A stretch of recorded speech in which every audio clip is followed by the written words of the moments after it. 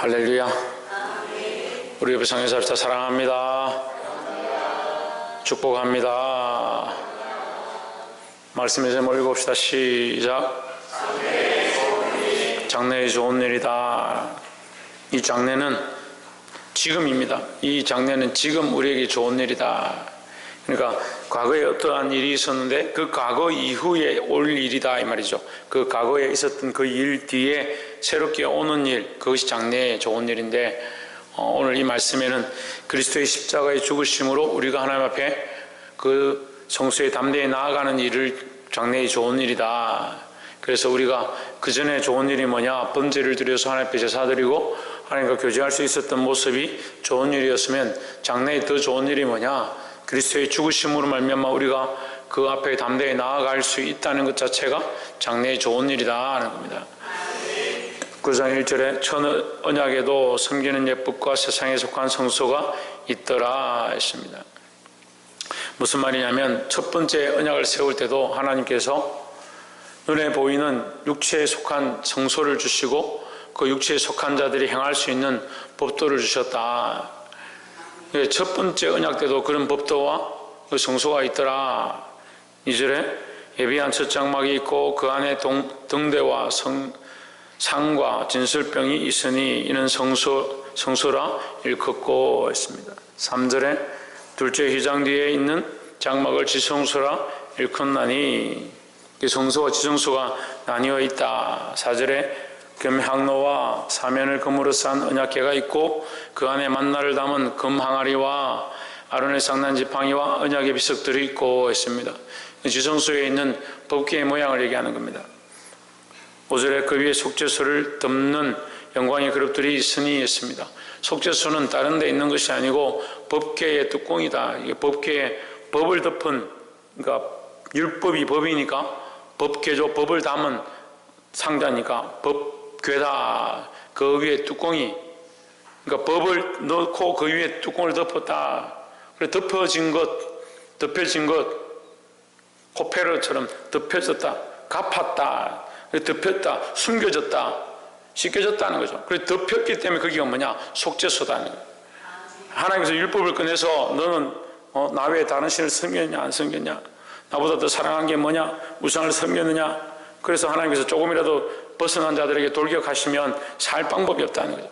그런데 하나님께서 뭘 주시냐? 이 뚜껑을 덮어서 내가 거기서 너희를 만나리라 했으니까 하나님 덮으셨다. 하나님 법을 가지고 법으로 우리를 치시고자 하는 것이 아니라 우리를 살리고자 하신다라는 거죠.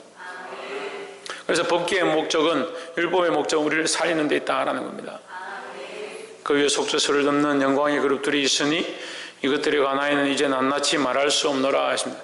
낱낱이 말할 수 없다는 말은 너희들이 히브리인이 아니냐, 너희들이 유대인이 아니냐, 너희가 하나님 앞에 매년 제사를 드리지 않느냐, 항상 하나님 앞에 나아가지 않느냐, 내가 이 예법에 대해서 일일이 말할 필요가 있느냐, 너희가 말하지 않아도 다 아는 것을 내가 말하는 것이 더 수고롭지 않느냐, 그래서 말할 수 없노라 이렇게 표현한 겁니다. 이미 너희가 알고 있다는 거예요. 6절에 이 모든 것을 이같이 예비하였으니 제사장들이 항상 첫 장막에 들어가 섬기는 예식을 행하고 했습니다. 이같이 예비하였으니, 이같이 예비한 게 뭐냐? 이 예식을 이렇게 준비하고 이 성물을 준비하고 이 성막을 준비하고 성소와 지성소를 구별하고 법궤를 놓고 한 이것들이 다 하나님께서 다 예비하여 주신 것이다 하는 거예요. 제사장들이 항상 첫 장막에 들어가 섬기는 예식을 행하고 7절에 오직 둘째 장막은 대제사장이 홀로 1년에 한 번 들어가되 자기와 백성의 허물을 위하여 드리는 피 없이는 아니하나니 했습니다. 첫 장막은 성소를 말하고 둘째 장막은 지성소를 얘기합니다. 그래서 하나님 앞에 나아가는 것이 너희가 날마다 나아갈 수 없다. 너희 피를 씻기고 피로 너희 죄를 씻기고 너희 허물을 위하여 드리고 난 뒤에 이제 이 본문의 말씀 역으로 해석하면 이렇게 되죠. 자기와 백성의 허물을 위하여 드리는 피를 드리고 나서 1년에 한 번 들어갈 수 있다라는 거죠. 예. 그러니까 날마다 드리는 것은 하나님 앞에 법궤 앞에 날마다 나아가서 안 된다. 왜? 너희가 정결하지 않기 때문에. 그래서 물론 그때도 정결하게 나아가지만 1년에 한 번 너희를 깨끗하게 하고 나서 지성소에 들어갈 수 있다. 이것은 너희 예식이다. 8절에 이 장막은 성령이 이뤄서 7절에 이 둘째 장막 했고 8절에 성령이 이뤄서 보이신 것은 첫 장막이 서 있을 동안에는 성소에 들어가는 길에 아직 나타나지 아니한 것이라 했습니다. 이 성소는 뭐냐? 하나님께 나아가는 길이다 하는 거죠. 그러니까 첫 장막이 있을 동안에는 하나님께 나아가는 길을 너에게 보여주지 않았다. 이 하나님께 나아가는 길이 뭐냐? 하나님은 보이지 않는 빛에 거하신다. 사람의 눈으로 볼 수 없다는 말이죠. 사람의 눈은 빛이 있는 곳을 봅니다. 빛이 있는 곳에 사물이 비치기 때문에 색깔을 구별하고 그 색깔을 따라서 그것이 어떤 존재인가 물체인가 볼 수 있는데 너에게 보이지 않았다. 그러니까 사람의 눈으로 볼 수 있는 곳이 아니다. 뭐가 볼 수 있는 곳이 아니다? 예? 뭘 볼 수 있는 것이 아니다? 예, 하나님 계신 곳으로 너희가 볼 수 있는 것이 아니다. 성소에 들어간다는 것은 하나님 만나는 것이니까 하나님 만나는 길을 너희가 볼 수 있는 게 아니다 하는 거죠. 근데 지금 우리에게 뭐가 났느냐? 대로가 나타나요. 대로가. 그 이사야서 말씀도요 철저하게 구세주 탄생에 대한 말씀이에요. 그래서 이사야서 말씀도 보라 내가 새해를 행할 것이다. 광야의 길을 낼 것이다. 사막의 강들을 낼 것이다. 그 강이 뭐냐? 예수 그리스도로 말미암은 생명의 생수의 강이고 그 대로가 뭐냐? 하나님 앞에 나아가는 그 길을 얘기하는 겁니다. 그러니까 보라는 거예요. 뭘 보나? 너희 자꾸 세상만 보고 있지 말고 복만 보지 말고 예수 그리스도로 말미암은 그 길을 보라는 거죠. 누구에게로 나아가는? 하나님께로 나아가는 길을 보라는 거죠. 복이 하나님이고 우리가 하나님 믿는 게 복이고 예수 그리스도를 믿어서 이미 복을 받았는데 뭐 자꾸 복복하고 있냐는 거예요. 어제 서울에 어떤 친구가 저한테 전화 와가지고 목사님 참 목사님 말씀이 그래도 참된 줄 알고 제가 듣고 순종하려고 하는데 지금 세상 사람들 말씀이 교회들이 말씀이 전부 복에 대해서 얘기한다. 하나님 우리를 왜 부르셨냐 이렇게 하니까 복 주려고 불렀다 그렇게 가르치더라고요. 맞죠? 하나님 우리를 부르신 목적이 복 주시기 위함이죠. 그럼 부르신 것 자체가 복이죠. 그런데 무엇도 복을 받으려고 하냐. 여러분 이게 교묘하죠. 하나님 우리를 부르셔서 복 주려고 한다. 복 주셨죠 이미. 1만 달란트 빚진 자가 1만 달란트 탕감함을 받았는데 뭘 자꾸 100데나리온에 그 목숨을 그냐고요. 예? 1만 달란트 빚진 자가 탕감함을 받은 것 이게 너무나도 큰 복인데 이거 잊어버리고 자꾸 뭔 생각하냐면 100데나리온 1억 탕감을 받았는데 100원짜리 가지고 자꾸 100원짜리 옆집에 가서 싸우는 거예요. 100원 내놔라. 100원짜리 어떻게 하냐. 그렇게 하고 있는 거예요. 그러니까 자꾸 섭섭한 겁니다. 세상이 섭섭하고 목사님한테 섭섭하고 주의를 하는데 섭섭하고 뭘 바라보냐. 세상에 100데나리온 그거 쫓아다니는 거예요. 결국 우리가 예수님의 그 비유에서 그 100데나리온 쫓아다니는데 어떻게 합니까? 그를 오히려 감옥에 가둬버립니다. 그에게 복 준 것이 필요 없다는 거죠. 왜? 자꾸 세상의 복만 쫓아가니까. 하나님 구원의 복을 주셨는데 왜 자꾸 세상을 쫓아가냐. 너는 이미 놀라운 복을 받았고 탕감함을 얻었고 사함을 얻었고 제사함을 얻었고 구원을 얻었는데 그걸 자꾸 잘못 가르치는 거예요. 한국교회가. 물론 복 받죠. 복 받을 사람 복 받는 겁니다. 복은 누가 주느냐. 하나님 주실 자에게 주는 것이 복 주십시오 복 주십시오 해서 내가 복 받을 행동들을 한다고 해서 복을 얻느냐. 그거 우리가 할 게 아닙니다. 그래서 그러면 다 하지 말아야 된다. 복 받을 짓도 하지 말고 복 받을 기도도 하지 말고 복 달라고도 하지 말아야 된다. 그런 뜻이 아닙니다. 목적이 복에 있지 않다는 거죠. 이미 하나님 앞에 놀라운 복을 받았다는 거죠.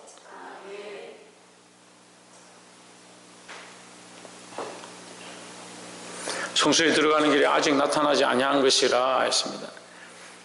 너희가 육체로 그 예식을 통해서 하나님 앞에 예배하게 했지만 그 예물을 드리게 했지만 너희가 영적으로 하나님 만나는 길은 열리지 않았다. 그 다시 말하면 온전한 통로는 열리지 않았다. 그 성령이 일을 하셨다는 거예요. 성령이 뭘 하셨냐? 너희의 그 예식이 온전치 않음을 알게 하셨다는 거예요.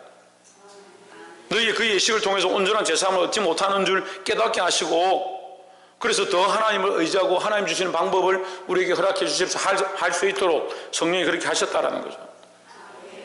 9절에 이 장막은 현재까지의 비유니 이에 따라 드리는 예물과 제사는 섬기는 자를 그 양심상 온전하게 할 수 없나니 했습니다. 그 예물과 제사 자체가 그 사람을 온전케 하지 못한다. 그 자체가 온전케 하는 것이 아니고 그냥 예표일 뿐이다. 비유일 뿐이다. 그 짐승을 드림으로 너희는 이제 이 죄를 하나님 앞에 용서해달라고 회개하고 그 짐승을 드렸기 때문에 회개한 표를 주는 것뿐이지 그것 자체가 너희를 온전케 할 수 없다. 특히 양심을 온전케 할 수 없다. 그럼 양심을 온전케 하는 게 뭐냐? 예수 그리스도의 십자가의 보혈입니다. 여러분, 이게 굉장히 중요한데요. 예수 그리스도의 십자가의 보혈로 씻김을 받은 양심은요, 다시 두려워할 필요가 없는 겁니다. 그래서 죄를 아무렇게나 지으라는 얘기가 아니고, 우리가 죄를 지었을 때 예수 그리스도의 십자가의 피로 씻었다, 내가 회개했다, 그래서 주께서 우리에게 응답해 주셨다, 그렇게 하면 그 다음에 우리 안에 기쁨이 임하는 거예요. 기쁨이 임하고 양심을 씻기고 나서는 그 양심에 찔려가지고 아이고 내가 이 죄 때문에 어떻게 하나님 앞에 나아가겠노, 그렇게 하는 것은 사단이 주는 거예요. 죄 사함을 얻었다는 그것들을 자꾸 의심하게 만들고, 그 사단이 하는 거예요. 사단이 하는 거. 이게 어려운데요, 너무 쉽게 자유함을 얻는 사람도 문제고요. 자기는 죄송합니다, 잘못했습니다, 하나님 나를 용서해 주십시오, 이렇게 하고 그 다음부터 지 맘대로 막 사는 거예요. 너무 쉽게 자유함을 얻는 것도 문제고, 자기 죄에 매여서 고개를 들지 못하고 내 죄를 사해 주십시오, 그렇게 하는 건 좋은데, 그렇게 기도하고 눈물 흘리고 다시 일어나서 또 돌아보고 하나님 또 죄를 지어서 이렇게 하고 있는 사람도 문제예요. 그래서 기도해 보면요, 끝없이 회개만 하는 사람이 있어요. 끝없이 처음부터 끝까지 회개하는 사람이 있어요. 그것도 답답하고요. 회개는 입에 발린 것처럼 살짝 하고 자기는 다 의롭다고 착각하는 사람, 그 사람은 문제예요. 이것도 안 한 사람은 더 문제죠. 우리의 무엇을 온전케 한다? 양심을 온전케 한다. 양심을.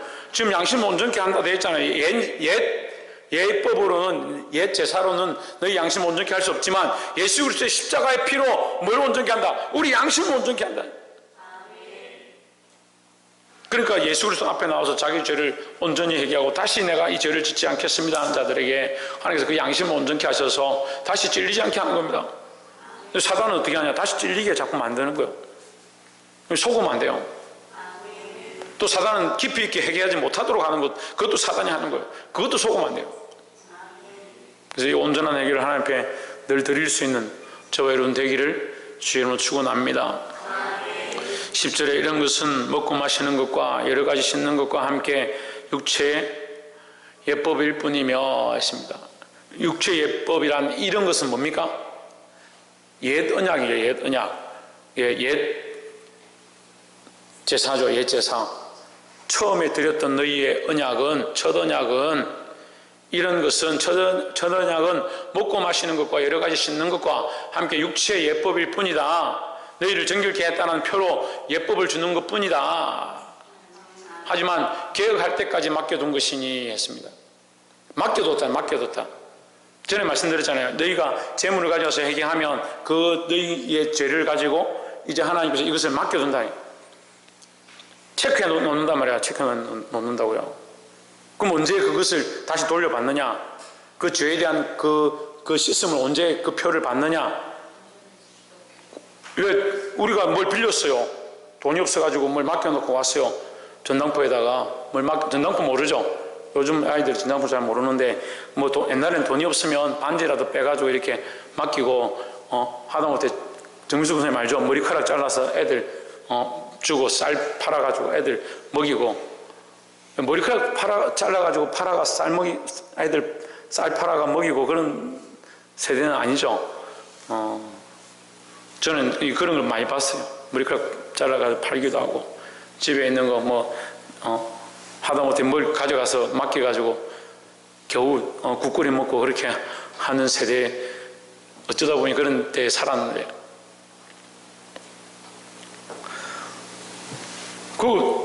거기 맡겼습니다. 맡겼으면 거기에 대한 대가로 내가 지금 대신 이걸 맡긴 대신에 지금 받아가지고 사는 거예요. 이게 지금 첫 번째 언약의 모양이다. 온전치 않죠. 뭘 줘야 되니까. 내가 뭘 자꾸 맡겨야 되니까.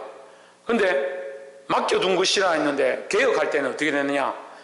그리스도께서 십자가에 죽으심으로 자기 몸을 대신 그 대가로 다 지불해버렸다는 거예요. 그 더 이상 맡겨놓을 필요가 없죠. 지금도 뭐 자꾸 맡겨놔야 됩니까? 그 자꾸 이거 착각하는 겁니다. 우리가 맡겨놓지 않아도 되는데 뭐 하느냐? 우리가 열심히 뭘 하면 하나님이 어떻게 해주시는 줄, 우리가 뭔가 열심히 이렇게 하면 죄가 더 깨끗해지는 줄 착각하는 겁니다. 그래도 이해가 안 되시면 더 쉽게 얘기할게요.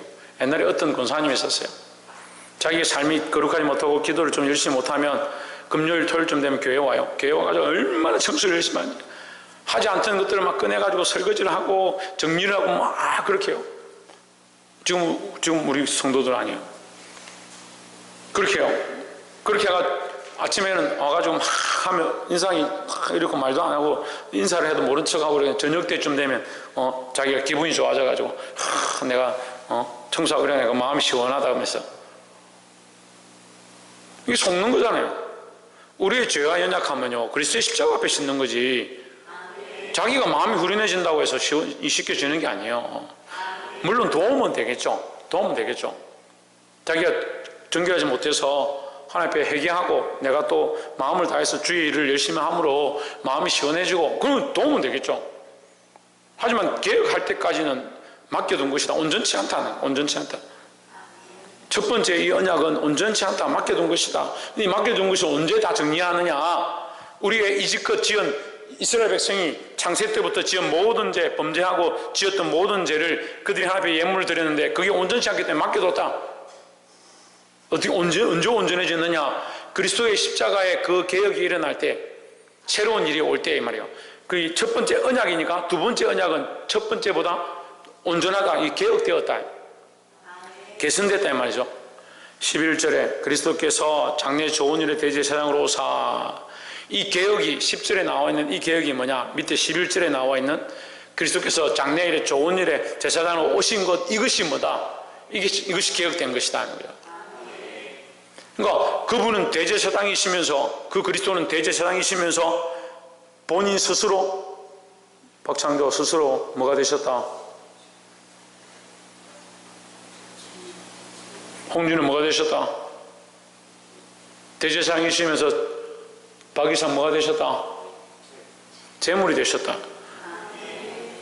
본인이 대제사장이시면서 자기 몸을 드렸으니까 왜 대제사장이냐? 이 예식을 인도해 나갈 우리를 불러서 하나님 앞에 나아가게 하는 대표로 서 있는 자니까 대제사장이고 우리를 하나님 앞에 나아가기 위해서 자신의 몸을 드렸기 때문에 제물이고 할렐루야. 그러니까 제물도 되시고 제사장도 되시고 중보자도 되시고 언약의 표도 되시고 좋은 일의 대제사장으로 오사 손으로 짓지 아니한 것 그러니까 너희 손으로 안 된다 이 말이야. 그러니까 처음엔 창조의 일이라 했죠. 창조의 일. 이 세상의 일이다. 이 세상의 일. 피조물의 일이다. 그런데 손으로 짓지 아니한 것 피조물의 일이 아니다. 지금 그래서 히브리서 계속 처음부터 그 얘기 하잖아요. 너희 혈통을 따르는 게 아니고 아론의 반차를 따르는 게 아니고 하나님께서 보내셨다. 하나님께로부터 온 이렇게 되는 거예요. 대제사장으로 오사 손으로 짓지 아니한 것 곧 이 창조에 속하지 아니한 창조에 속한 게 아니다. 이 세상 이 창조에 속한이라는 이렇게 말하면 창조는 좋은 의미니까 이게 좀 이해가 안 된다 이렇게 할 수 있지만 피조물에 속하지 않은 이렇게 생각하시면 돼요. 세상에 속하지 않은 이 세상의 피조물에 속하지 않은 인간이 지은 것에 속한 것이 아닌 이 말이에요. 이해가 되십니까? 예, 인간에 속하면 인간이 어쨌든 죄의 모양이 물드니까 사람이 한 것들은 결국 거룩하지 못하니까 이게 하나님이 하셨다. 창조에 속하지 않았다는 거예요. 조혜준 어디 속하지 않았다고? 하나님께 속하지 않았다고? 그럼 어디 속했는데? 세상에 속하지 않고 거꾸로 얘기합니다. 세상에 속하지 않고 어디에 속했다? 하나님께 속했다. 하나님께 더 크고 온전한 장막으로 말미암아 더 크고 온전한 장막은 무슨 말이냐면요. 이 지금 제사를 드릴 때 제사의 그 제물과 그 자리는 한 100m, 200m 되는 그 장막 안에서 그냥 처리되는 거예요. 그 백성들이 그 밖에 그 장막 밖에서 해막 밖에 서 있는 겁니다. 그러니까 하는 것도 온전치 않고 그 행사를 하려고 하면 얼마나 많은 사람들이 모여서 기다려야 되냐. 시간도 많이 걸리고 노력도 많이 걸리고. 그래 해봤자 몇 명이 제가 사야겠냐. 그럼 지금 시대에 만약에 재물을 들여서 한다 그러면 우리는 1년에 한 번씩 예루살렘에 다 가요. 비행기표 끊어가지고 예루살렘 가는데 한 300만 원이 가요. 300만 원씩 끊어가 1년에 한 번씩 가야 되나 전부 다. 가가지고 300만 원만 들어요? 양 한 마리씩 또 잡아야 되죠. 그럼 그 장사 또 그 사람들 장사하겠죠. 열심히 뭐라 하겠습니까? 상을 얻겠죠. 열심히 안 계시니까 제가 가서 상을 얻겠죠. 이게 하나님의 집으로 왜 장사하는 강도의 구리를 만나 제가 가서 상을 얻겠죠. 그런 짓들을 하고 있어야 돼요. 전 세계에서 지금 기독교인들이 다 몰려온다 생각해요. 말도 안 되는 거죠. 그렇게 할 수도 없고 그렇게 되지도 않고. 그래서 이 세상에 속한 일이 아니다. 이제는 더 크고 온전한 게 뭐냐? 너희는 온전치 않았다. 이것은 온전하다. 너희는 부분적이다. 이것은 모두에게 다 혜택된다. 모든 자들에게 혜택된다. 모든 자가 뭡니까? 예수 그리스도를 믿는 모든 자에게 혜택된다. 그 그리스도와 그의 죽으심과 그 보혈을 믿는 자, 그 보혈로 내 죄가 씻김을 믿는 자에게 모두 해당한다는 거죠. 그러니까 그것은 더 크고 온전한 장막이다. 더 크고 온전하지만 어디에 속하지 않는다? 이 세상에 속하지 않는다. 그러니까 눈에 보이는 것은 사람 손으로 지은 것이 아니다. 그렇잖아요. 손으로 짓지 아니한 것 했으니까 사람의 손으로 지은 것이 아니다. 그러니까 보이지 않는 것이다. 그래서 여기 뭐가 필요하냐? 우리가 거기 가느냐? 재물을 사느냐? 우리의 어떤 노력이냐? 우리의 공로냐? 아무것도 아니다. 뭐가 필요하냐? 믿음으로 하냐? 믿음으로. 그 믿음이 공로냐? 아닙니다. 이것을 믿음으로 우리에게 주어졌으니까 이것은 하나님의 은혜다. 전적인 하나님의 은혜다.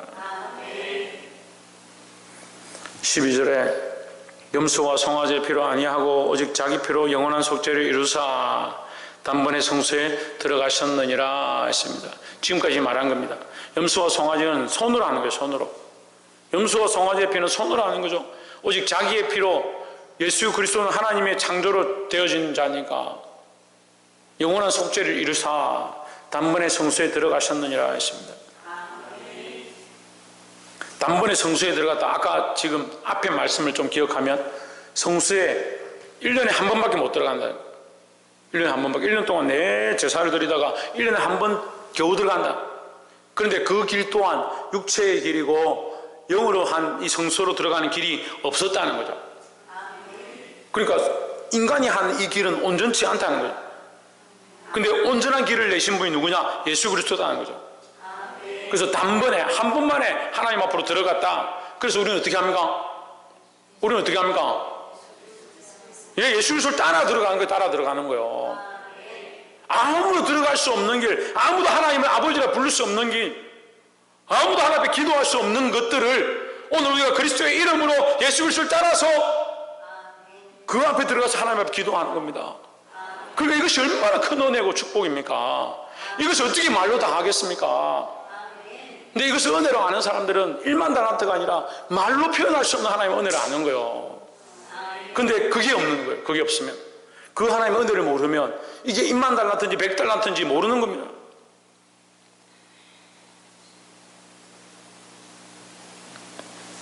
(13절에) 염소와 항소의 피와 및 송아지의 죄로 부정한 자에게 뿌려 그 육체를 정결케 하여 거룩케 하거든. 이건 이제 육신의 예표로 이렇게 한다. 그렇지만 14절에 하물며 염소의 피를 뿌려가지고 죄를 씻었다라고 표를 하는데 너희 히브리인들아, 너희 유대인들아, 너희가 죄를 씻길 때 어떻게 하냐? 염소의 피를 뿌리고 그 죄를 뿌려가지고 죄가 씻겨졌다라고 말하지 않느냐? 근데 하물며 영원하신 성령으로 말미암아 흠없는 자기를 하나님께 드린 그리스도의 피가 어찌 너희 양심을 죽은 행실에서 깨끗하고 살아계신 하나님을 섬기게 하지 못하겠느냐? 그 그리스도의 피가 너희를 온전하게 할 수 있다. 그 길밖에 없다라는 거죠. 그런데도 너희는 그 죽은 염소의 피, 양의 피, 아직도 그것에 너희가 매여 있느냐? 지금 유대인들에게 책망하는 거예요. 히브리인들에게. 아직도 너희 예식이 크다라고 생각하고 있느냐? 그래서 다시 말하면 예수 그리스도의 피로 온전케 된 자가 아니면 그것은 온전한 것이 아니다라는 거죠. 15절에 이를 인하여 그는 새 언약의 중보자시니 했습니다. 이 새 언약이 뭐요? 새 언약이 뭐요? 언약이 뭐요? 언약이. 예, 제가 언약은 갑과 을이 있다 했잖아요. 예, 하나님과 우리와의 이 언약이잖아요. 하나님과 우리와의 언약이 왜 온전치 않느냐? 우리가 연약해서 온전치 않은 거죠. 어떤 어리석은 사람들은 율법이 어려워서 그렇다, 율법이 온전하지 않아서 그렇다, 이런 소리를 하는 거예요. 율법이 온전하지 않은 게 아니라 율법을 지키지 못한 우리가 연약한 거지 율법이 왜 온전하지 않냐고. 근데 우리의 연약함은 여러분, 이 법이 바뀌고 계약이 바뀐다 해서 바뀌는 게 아닙니다. 이해가 안 되세요? 자동차 보험을 갱신하는데, 자동차 보험을 갱신한다 합시다. 작년에 내가 사고를 한번 내가지고 올해 보험료가 인상됐어. 그럼 나는 온전치 않으니까 계약을 바꿉시다. 내가 아니고요, 우리 창조 이름으로 합시다. 됩니까? 그럼 창조가 온전해야지. 나는 온전하면 안 되잖아. 그러니까 우리가 그런 착각을 하는 거예요. 내가 온전치 않아서 바꿀 수 있는 방법이 없는 거예요. 이게 법을 아무리 좋게 하고 이걸 아무리 바꾼다 해도 결국 누가 문제냐? 내가 문제인데, 내가 죄인인데. 내가 죄인이잖아요. 그 문제는 뭐예요? 이걸 해결하는 거예요. 이 죄를 해결해야 돼요. 내가 온전치 않으니까 그와 언약하기에 합당치 않다. 그 하나님과 언약하기에, 다시 언약을 세우기에 자격이 안 된다. 그래서 누가 필요하냐? 중보자가 필요하다는 거죠. 이것을 뭐라 합니까? 보증이라는 거예요. 보증. 우리의 보증 대신 예수 그리스도라는 거예요. 그래서 이 보증 대신 예수 그리스도가 무엇으로 보증이 되셨냐? 자기 몸을 드림으로 보증이 되셨다.